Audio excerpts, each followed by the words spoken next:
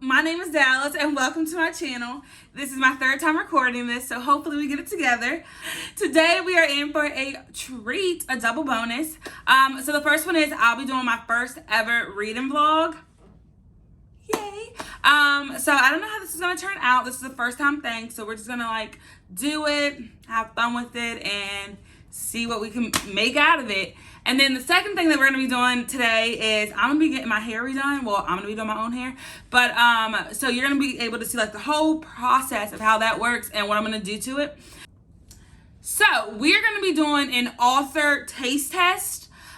Basically reading two books by the same author, and we're going to compare them to see how I like them, to see if I will continue to read this author, and so forth. So the first book that we're going to be reading is Final Girls by Riley Sager. This is the first book that he ever wrote, so this was in 2017. And then we have, did not mean to throw that. And then we have his newest book that was released a few days ago, The House Across the Lake by, of course, Riley Sager. I'm excited about both of these books. I can't not wait to see if this author's writing has changed, if I liked one book better than the other, if I like the newer one better than the older one, vice versa. I'm just so ready to see what I'm thinking about these two books. I will say I have read two of his other books, so I don't want to sit here and say oh, I've never read this author. But it's been a few months. I've read Survive the Night. I really like that one. And I also read, I think it was Lock Every Door. So I have read two of his books, but I have not read his first one and his newest one. So I just want to put those two together and see what I liked about it. With The Final Girls, this is a book about Quincy. She was a sole survivor of a massacre that happened 10 years prior. So you have that, so now she's 10 years after this massacre. She was a third of what you would call a final girl. And so she is now established. She has a cupcake business. She has a long-term boyfriend, and everything seems, is going as good as it can for someone that survived something like this. And then you have also Lisa. She was the first one to ever become a final girl. She survived a sorority massacre. And then you have Sam, who survived a hotel massacre. So you have these three girls, and they've never met before, anything like that. They just know of each other because of the media. And so, like I said, Quincy is doing fine. She's doing great until Lisa turns up dead. And now Quincy is just kind of deteriorating, going through that. And then you have Sam. Like I said, they never met each other. She pops up one day unannounced. And so now she's just really kind of what is Sam doing here for? What are her motives? What happened to Lisa? And so they're just trying to, this is just a story of her and just, trying to see could there be more than one final girl, basically. So it says at the very, very top here, it says, first there were three, then there were two. Can there only ever be one final girl? And so I have some thoughts already going into this about what might happen. But yeah. And something else that I was super, super, super excited about when I opened this book up today, because I hadn't opened up before today. Lisa Gardner actually blurbed this, and Lisa Gardner is my girl. She has a lot of mystery, I guess you would put her in that realm. And I've been reading her since 2013. So when I seen that she blurbed this, I was like, that might be good. So definitely excited about this one. And then The House Across the Lake, do not quote me about this. This is about a woman who was a celebrity, and she had this breakdown. And so her mom sends her to this cabin or this house on the lake to decompress, I want to say. And there's a couple across the lake that live there as well. And one day the main character sees this woman, sees her neighbor drowning. And so she saves her. They become friends. And then one day this woman just goes missing. And so the main character is trying to figure out what happened to this woman. And the husband's still there, but this woman is gone. So now the main character is just trying to figure out what happened. And with these two books, I am going to read maybe thirds of it and then give y'all my thoughts on it, or just depends on if something happened. I'm going to give you my thoughts on these, and then at the very end, of course, give you my thoughts on what I liked, what I rated them, and things like that. So like I said, this is my first everyone. So bear with me on it. And I'm about to go walk my dog, make some coffee, and get to my reading.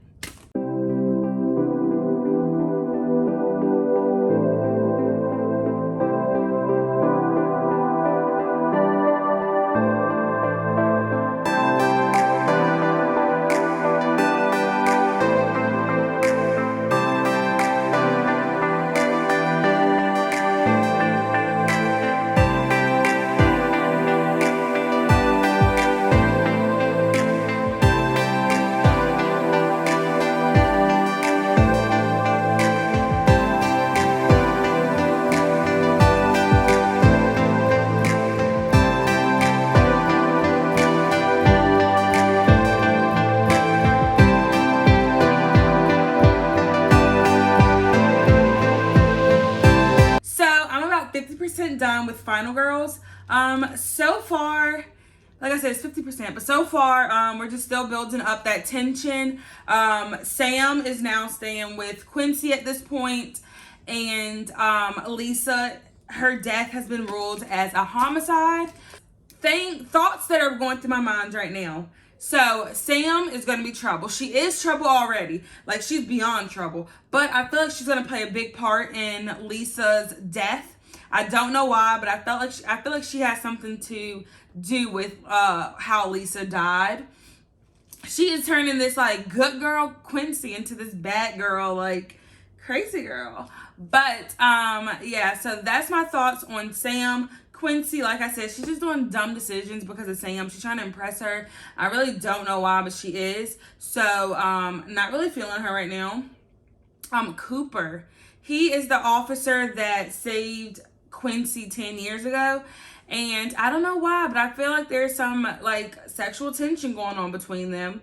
She gets a little jealous off of little things. I don't know where that's gonna go, but I feel like it's gonna go somewhere. And then Quincy's boyfriend is a public defender, and so Quincy has just been recently, they've been in this little spoof kind of moment. They don't really argue, but she said like they're going through this tough time right now, and so like I don't know if they're gonna last through this book. I really do not know. So far, this is really good. It's highly rated right now in my head. So yeah, and then my hair, it got done. I did not show you guys the process. I'm gonna tell you guys why. So the process, after I said I was gonna show you guys. So my boyfriend ended up cutting my hair, and it came out amazing. And then I had to dye my hair, and I was gonna record that process, but it was a hot mess. But it got done. I'm feeling cute. I'm back to my normal self. Yeah, programming is still going on, you know. I'm cute. So finish it tomorrow and let you guys know my final thoughts on Final Girls.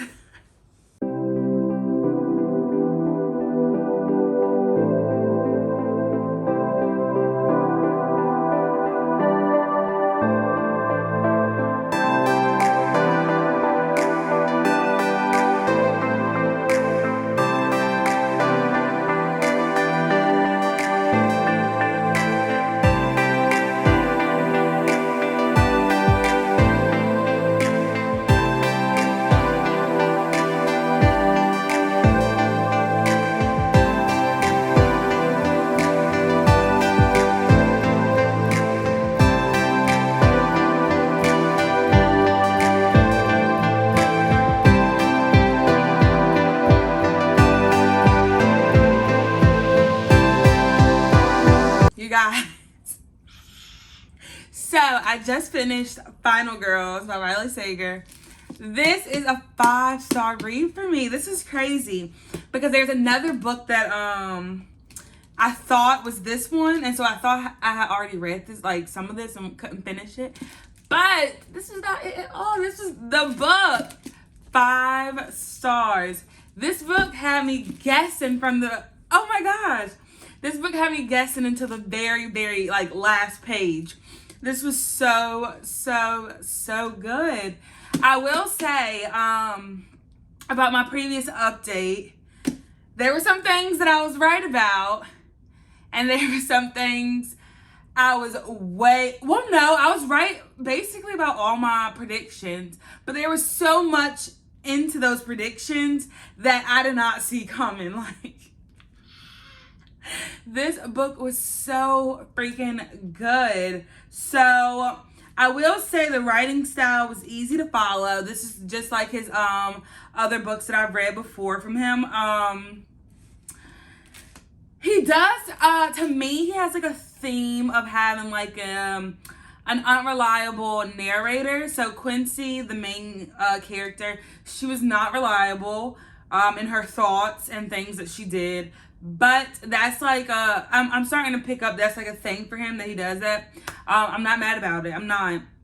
When I tell you, like, in between like the last 100 pages, I just kept stopping and thinking, and I'm just sitting here like, what is going on? Because like it was just so mind-blowing, like how everything was coming together and how like everything was dealt with, that I was mind blown. Like, this book is so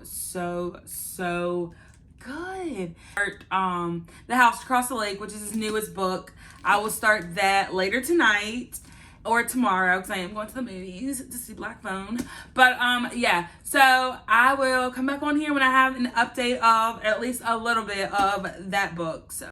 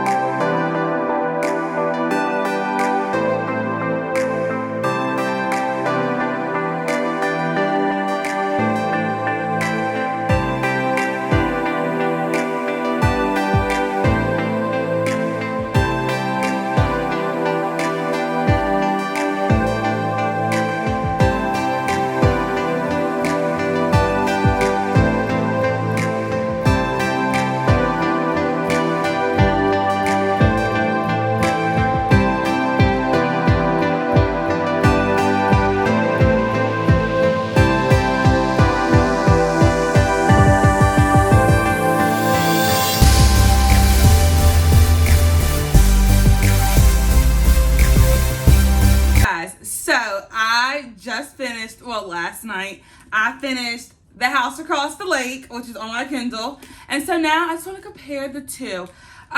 So, starting from the beginning, the Final Girls. I will give this one, I don't know if I already said it in this video, but I'm going to give this one a 5 stars.